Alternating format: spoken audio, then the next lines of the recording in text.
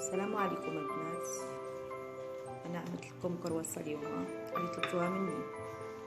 اول حاجه عجنت العجينه وقسمتها على جوج، ومن بعد كل طريف قسمته على 8 لان باش نعمل كرواسه وغنعمل بتي بان. هنا بديت كنطلق العجينه، كل عجينه كنطلقها مدوره، كنطلقها بمايزينا ماشي بالطحين.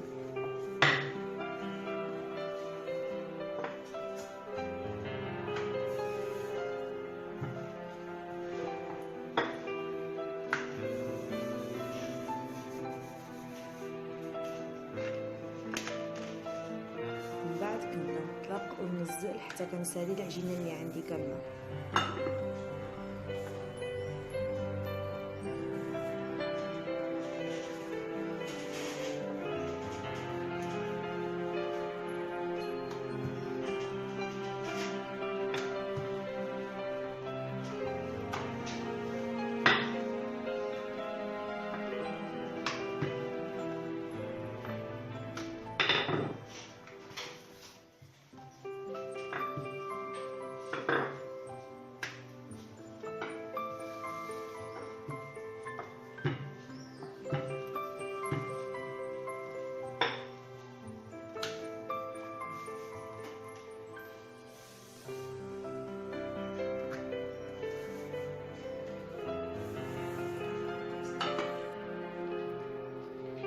ملي سويت العجينه كامله بديت كنعمل الزبده.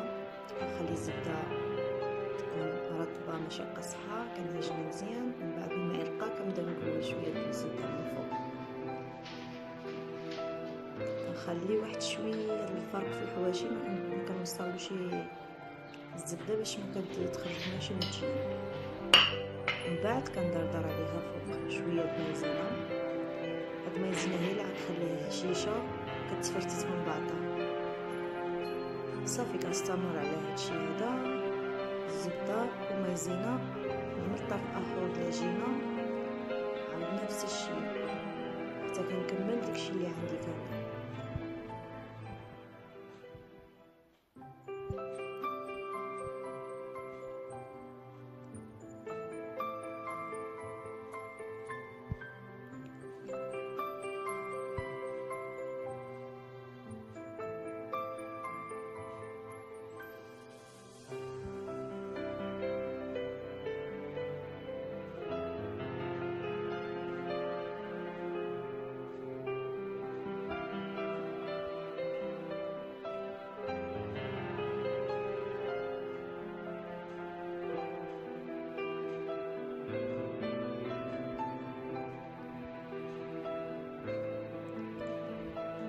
الطبقه الاخريه ملي كنعملو الزبده ومايزينا، ملي كنزيدو الطبقه الاخريه صافي ما كنزيدولاش الزبده، كنخليوها هكذا.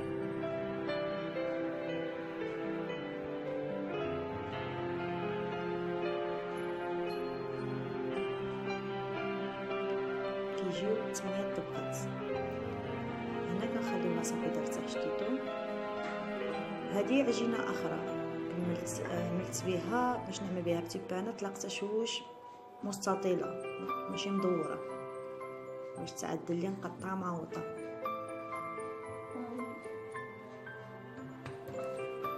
عملت 3 هي نفس الطريقه. لا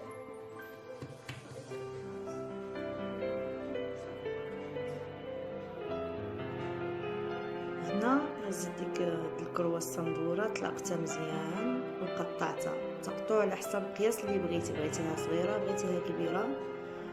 كتفتحها شويش من فوق باش تجبدها وتجي لك كبيره. وهنا كنعمل شوكولات.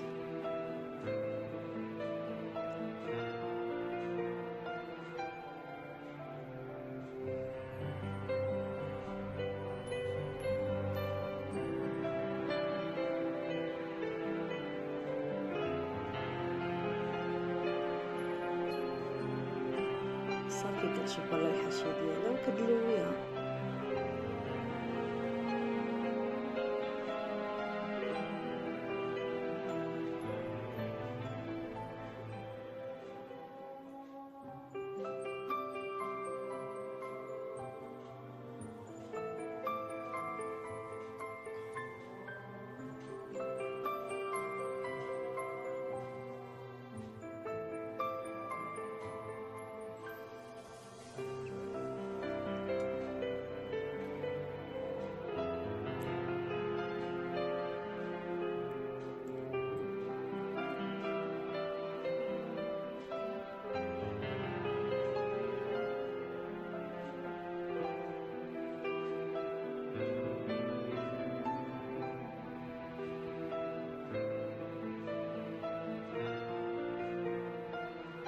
بالنسبه للتبان طلقتها مستطيله، واحد المستطيل كبير، وقطعته القياس اللي عاولي اللي كتبغي.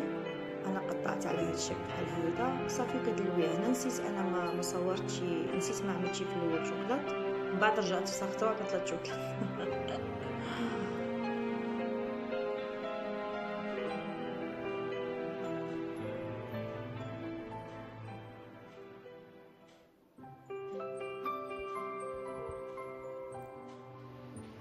صافي ملي خمرت الكرواسون هنايا كندهنها بخليط اصفر البيض مع شويه الحليب مخلطين وشويه السكر فاني، باش ملي الفاني كيزول الحليب والفاني كيزولوا ديك الطيبه البيضات، في نفس الوقت كتلقوا واحد الريحه مزيونه بزاف.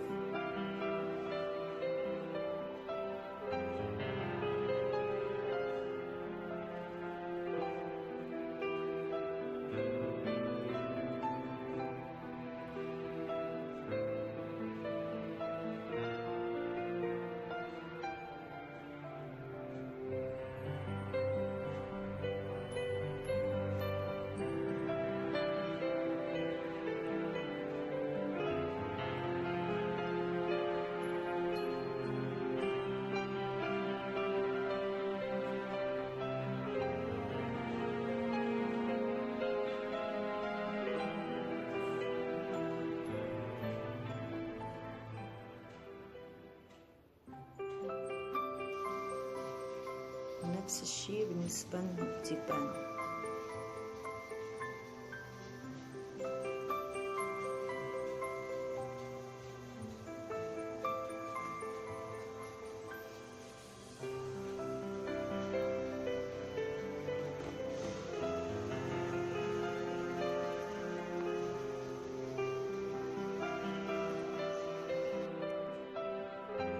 ندي خرجت الكرواسة ديالنا من الفران، هذا هو الشكل ديالها، شوف كيفاش كتجي مارقة.